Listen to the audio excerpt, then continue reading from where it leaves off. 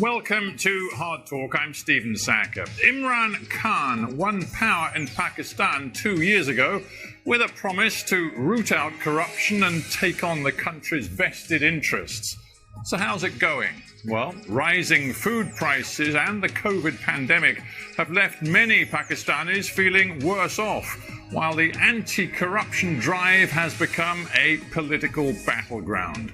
My guest today, Ishaq Dar, was Pakistan's finance minister, a key lieutenant of former Prime Minister Nawaz Sharif. Now, both of those men are trying to rally opposition to Imran Khan. But how much credibility do they have?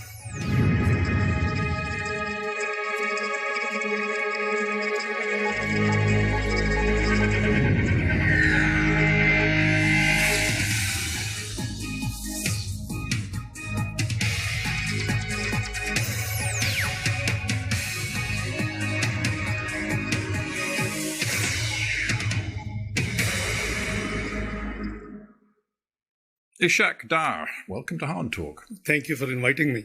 Let us begin with your personal status, your legal status. Sure. You are a wanted man in Pakistan. Are you here in London to escape the judicial process? Well, not really. I think you must be aware of the Pakistan history, that whenever in Pakistan over a period of 73 years, the corruption rhetoric has been used in the last few dictatorships.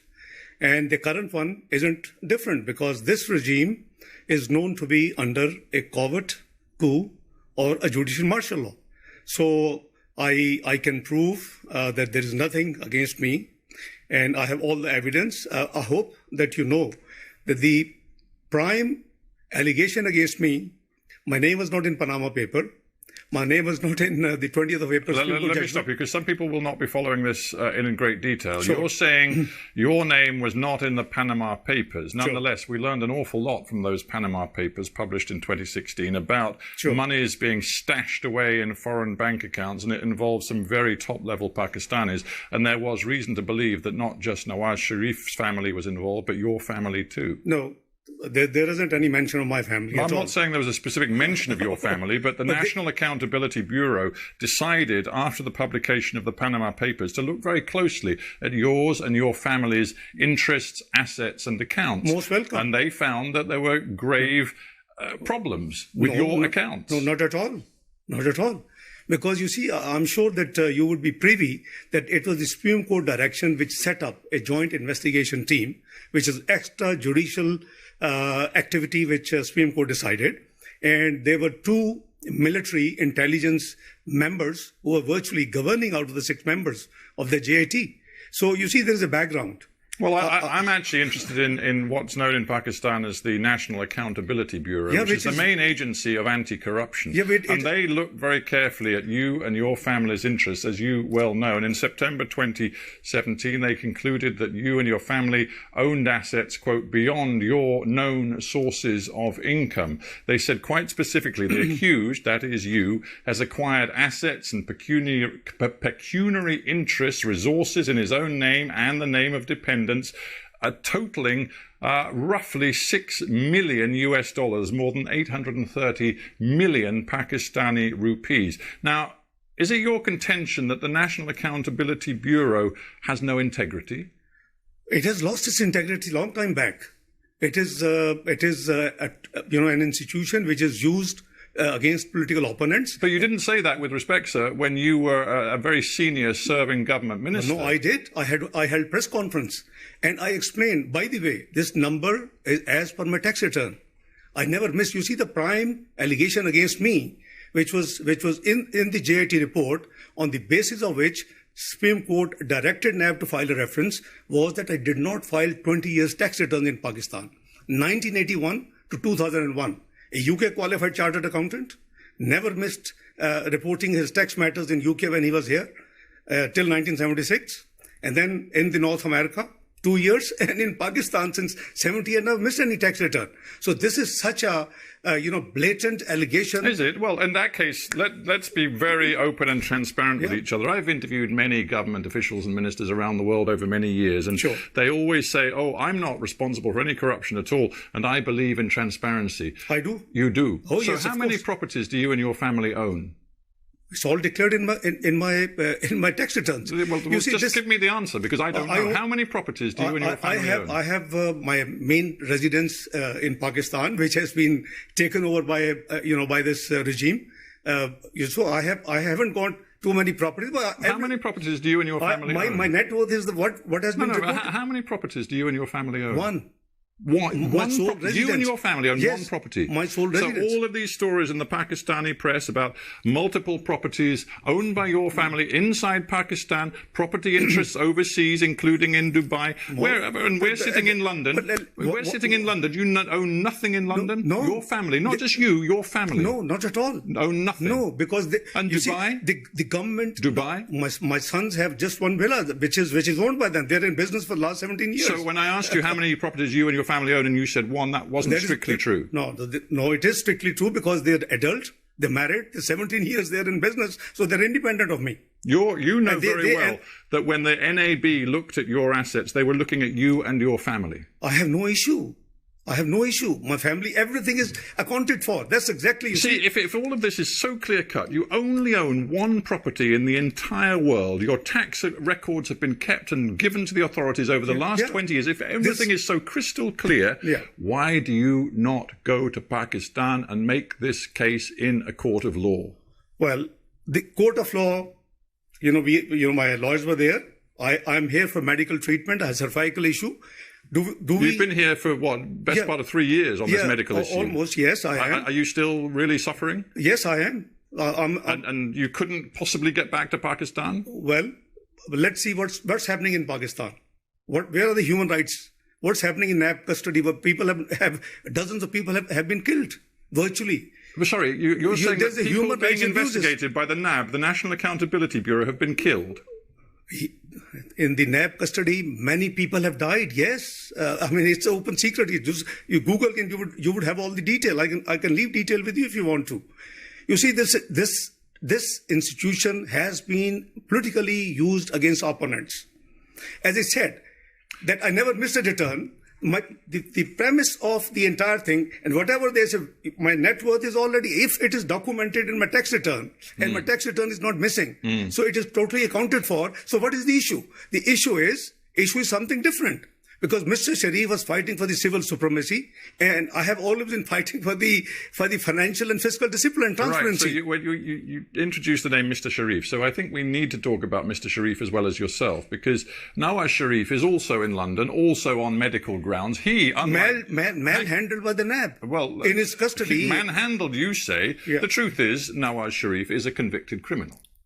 Well, I hope you know that both cases in which he has been convicted, in both judgments, it has been written that the prosecution has not been able to prove any corruption, any kickback, any loss to the exchequer. So what else we want? I'm sorry, sir, but it is quite clear that he is a convicted criminal. And again, the Accountability Court, which works alongside the National Accountability Bureau, found against Mr. Sharif. I believe he was given a 10-year sentence, and it was reduced ultimately to 7 years. He was then allowed to come to London on medical grounds, the same medical grounds that you brought you to London too. So here there's two of you sit. And now... You and you of course used to be his finance minister in the Pakistan government. You and he put yourselves forward as leading voices in the opposition in Pakistan, demanding early elections and an end to Imran Khan's government. And I ask you, what credibility do you think you have with the Pakistani people? I think what credibility Imran Khan government has. The world has witnessed that it was a stolen election. It was a rigged election. It's not we are saying. We have experienced. All pre-poll 2018 surveys indicate the PMLN will win. But the observers, the Human Rights Commission of Pakistan, the dirtiest election. Everybody knows the election has been stolen from us. So I think we have every with respect, right. I just looked back at the EU monitors' report on that election. They reported some grave concerns about abuses in specific places, not involving just one party, but several different parties. But the final and ultimate conclusion was that they believed the result was credible, that Imran Khan's election victory in 2018 was credible. That was the conclusion of the EU report. Then you haven't read all the reports. The Human Rights, Commission of Pakistan. You can cherry pick the most negative. I'm telling you that the EU monitors, highly respected, independent monitors, looked at everything that happened in Pakistan, and they concluded that Imran Khan's victory was credible. No, Free and Fair Election Network, which is the global one. Do we have any question on their integrity? What do they report? I don't believe that there's ever been an election in Pakistan without some abuses where every single thing was conducted with freedom and integrity. That doesn't work in Pakistan. The truth is, Imran Khan has a democratic mandate. He's been in power for 2 years, and you are now saying to the Pakistani people, he must be removed from office. Mr. Sackur, this election has been stolen. It was a rigged election. There was a pre-poll rigging. Electables from our party were pushed to his party using the NAB. During the day, the results transmission system was choked off and was put off of hours. Our polling agents were expelled from the poll. Fafin has reported 35 seats were rigged and stolen. Otherwise, he would have never been in government. Well, your party chooses to say that. I would simply come back to Michael Gala, the chief of the EU monitoring team, who said overall, I think you have this to read election result is credible. Well, you haven't read the whole report. Let's go to the whole report of EU chief. Please go through what did he say before this last sentence. Well, of course, his conclusion is the most important thing. I think you'd agree. Maybe you wouldn't. Okay, let's move on. Let's talk about what your tactics are now. Because as I've said, you and Nawaz Sharif are sending your video links back into Pakistan, sometimes to thousands of people, demanding an early end to the Imran Khan government. And this is what, just a month ago, Nawaz Sharif said to thousands of people in Punjab. He said that the integrity of the army chief, General Qamar Javed Bajwa, had disappeared. He said that the general was responsible for levering him out of office and rigging 2018, as you've said. Quote, this is what Nawaz Sharif said. You, directly to the general, the chief of the army, he said, you packed up our government and you put the nation at the altar of your own wishes. You rejected the people's choice in elections and installed an inefficient, incapable group leading to economic catastrophe. What an extraordinary thing to say of your country's chief of army. It's a reality. The buck stops at the top. And the deep state is known what deep state does in Pakistan. Is it a surprise to you, Mr. Sackur? It is known to the world. Hillary Clinton the other day just gave an interview. And she said, what is deep state? Quoting Pakistan as an example. So please, we must be fair to analyze things. The election was stolen. It started off from Dawn leaks. Mr. Sharif has been struggling for the supremacy of democracy, for the supremacy of parliament, and I have been struggling for the fiscal and discipline and the transparency. Is it wrong? UK has been upholding the democracy and the democratic values. We would think that you would be supporting us. So let us be clear. You are saying that the Pakistani military, the army in particular, are subverting all democratic processes in your country. Is that what you're saying? This is the global reports. It's not... No, I want to be clear what you're saying. Because the Pakistani people will be listening to this interview, and you are condemning the military of your own country as subverting your democracy. It's not the military. I think we have to talk about the individuals. It's not all the entire institution. I think let's create a difference. Is the wish list, is the plan of certain people who enforce in Pakistan martial law. So you're saying the army is led by General Bajwa, who in yours and Nawaz Sharif's opinion is entirely subverting democracy. Is that what you're saying? Well, I think I want to be clear. Let's re-articulate what we are saying, that if the elections were rigged, it is now established without any ray of doubt. So if the elections were rigged and somebody has been planned. It's not we. It is the Interior Minister of Pakistan gave a statement that if Mr. Sharif had not got problem with the deep state and the institutions, he would have been fourth-time Prime Minister. Why would he say it? So let me be clear. You're now alleging that this is entirely unacceptable when your erstwhile boss and your very close ally, Nawaz Sharif, was working hand in glove with Pakistan's military dictator, General Zia, for many years. And suddenly he's decided that the military and the way they interfere in politics in Pakistan is entirely unacceptable. What kind of hypocrisy is that? No, I disbelieve, this analysis. Frankly speaking, I disagree with you. Well, what bit of what I've just said is maybe wrong? Evolution process.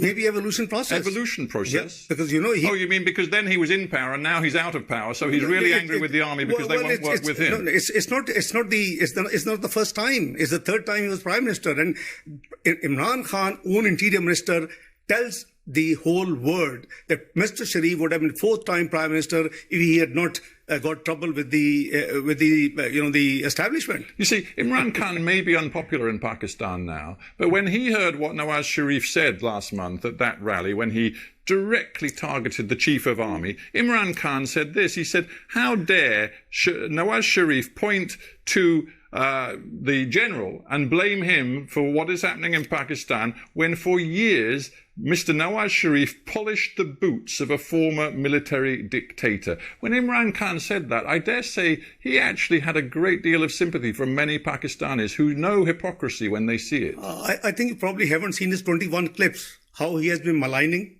the military army chief, the intelligence services of Pakistan. And not too long before, it's just last year when he was in the United States, he gave a statement that it is the ISI, our intelligence service, which actually was responsible for the Osama bin Laden and its killing, etc., etc. So I think when he was out of power, when he was in opposition, he had given 21 different statements at different times. He was known as Taliban Khan. I mean, I don't know. Are we talking or wish to discuss his performance and our performance? Are we here to talk whether it is a pure democracy or is it anocracy? You and other opposition elements have created this Pakistan democratic movement. You want to deliver early elections and see Imran booted out of power, but many people, even in your own movement, are now backing away from this targeting of the Pakistani military. For example, Bilawal Bhutto said it was regrettable that Nawaz Sharif had named the military chief by name. And even Mr. Sharif's own daughter, Mariam, had to stress at great length that she was not anti-military. It sounds like Nawaz Sharif has overstepped the mark. I think there seems to be a confusion. Mr. Nawaz Sharif, as Prime Minister or otherwise, is not anti-military. Please, let's be very clear. He blames certain individuals. And as I said, the buck, stops at the top. If the Dawn leaks were there, there's a huge, history about that. I'm sure you will be privy to Dawn leaks. It relates to FATF. It relates to Pakistan going back to grey, which we brought out from grey and it was white. So I think, if Mr. Sharif talks of certain interventions which are against the oath, against the Constitution of Pakistan, is something wrong? Let's talk about politics and your message to your own people. We know that Pakistani people are suffering right now. Food price inflation is soaring. COVID-19 is seeing a second surge in your country, creating real economic difficulties. There's going to be barely any growth in the Pakistan economy this year. In the midst of all of that, you are creating a new level of political instability, demanding that Imran call early elections, calling him illegitimate, banging on about the vote rigging, claiming that the army is really in power. Do you think that your approach is really helping the interests of the Pakistani people? I think you have to be neutral umpire, Mr. Sackur, for a moment. 2014, we won the election 2013, massive majority, 2/3 almost. 2014, when Mr. Imran Khan comes to agitate for 4 constituencies rigged only, his claim, nobody spoke. Mr. Dar, you're going back now. You're going back 6 years. And I'm putting myself in the shoes of a Pakistani today who sees rising food prices, political instability, geopolitical instability, and he wonders whether the opposition sitting in London, yourself and Mr. Nawaz Sharif, really have the interests of ordinary Pakistani people at heart. We have interests of Pakistani people at heart, and that's why we are moving. This country had witnessed double revenue collection in our tenure of 5 years, lowest inflation, lowest interest rates, best performing stock market in the South Asia, most stable currency, highest GDP growth in 11 years, 5.8%. I mean, it's all music. Your Western, the institutions had all the praise. And what was the final report in 2016? PricewaterhouseCoopers, what did it say? Pakistan is going to join G20 by 2030. And we were striving to bring it even earlier. And we were very clearly hoping that since we had ended the load shedding, we had fought the extremism and terrorism in Pakistan, we had improved the macroeconomic, indicators in Pakistan, and all praises, all. So now, I understand. I'm not suggesting that your personal economic record was bad. In some ways, it was good. But listen, I'm just trying to get you to respond to a simple question. Pakistan is where it is today. Hang on. Imran Khan has a 5-year mandate. He won the election. Now you have a choice. You have a choice. You can wait to fight the next election if you choose to go home, frankly, but at the moment you're still in London. You can either fight at the ballot box during the next election, or you can try to undermine Imran Khan and his government from the sidelines, from here in London, and thereby create new economic and political instability. Is that the choice you've made? No, it's not a matter of political instability. It's a matter of incompetence. It's a matter of non-performance. It is a matter of ruining and, grounding the economy of Pakistan in 2 years before Corona. Mind you, after 1952, Pakistan first time had seen negative GDP growth. After 1952, from 5.8%, first year 1.9%, this year 0.4% negative. And there's a massive unemployment. We pulled 6% people out of poverty. He has pushed back 6% people in the poverty line. He promised to give 10 million jobs. He has made people unemployed, 12 million added to the unemployment numbers. Pakistan's in big trouble. I just wonder whether your approach is weakening Pakistan on the world stage. You recently tweeted, hang on, you recently tweeted a message saying that Imran Khan, and I'm going to quote your words, personified fascism. Now, Imran Khan has stood up for Pakistan's interests in a very tough stand against India and Mr. Modi, which you well know. He has also conducted a foreign policy which sees deepening economic ties with China, which is precisely the same policy that you followed. He also is trying to use Pakistan's influence, it seems, to bring the Taliban to the peace table in Afghanistan. What is it about these policies that you think personifies fascism? Well, I think that perhaps you haven't studied or you haven't had the time to look into what fascism he is doing. You stand by that? Yeah, of course I do. There is a fascist government in Pakistan as of now. You're trying to mobilize tens of thousands of people on the streets in different Pakistani cities, even when there's a COVID pandemic. Your message is that we must bring Imran Khan's government down by the middle of the year and have new elections. You haven't succeeded so far. What's your next move? Well, Mr. Sackur, I think you haven't seen Mr. Imran Khan during the same... You see, the PDM gatherings started from 16th of October. You haven't seen... the Democratic Movement gatherings, yes. But you haven't seen in the same period, in the last 6 weeks, you haven't seen the gatherings, the large gatherings of Mr. Imran Khan himself. COVID would not spread. What is your next move? Well, our ultimate aim and our ultimate goal is supremacy of, democracy in Pakistan, the free and fair election, which would be transparent and should be acceptable to the world observers. And presumably the rule of law. And the rule of law. So will you go home to face the rule of law? Of course I will. Rule of law and transparency. And, the constitution has to be, all institution has to work within the domain which has been prescribed in the Constitution of Islamic Republic of Pakistan. I think we'll be very happy. So right now, when I tweeted, I have no regret, and it is the ground reality. I mean, I can give you, a prime minister who calls the Director General of the Federal Investigation Agency and gives them names and says, go and arrest them. I mean, what sort of, governance this is? Well, we have to end it there, but I do thank you very much indeed for coming into the HARDtalk studio. It's a pleasure. Ishaq, thanks very much. It's a pleasure. Many thanks.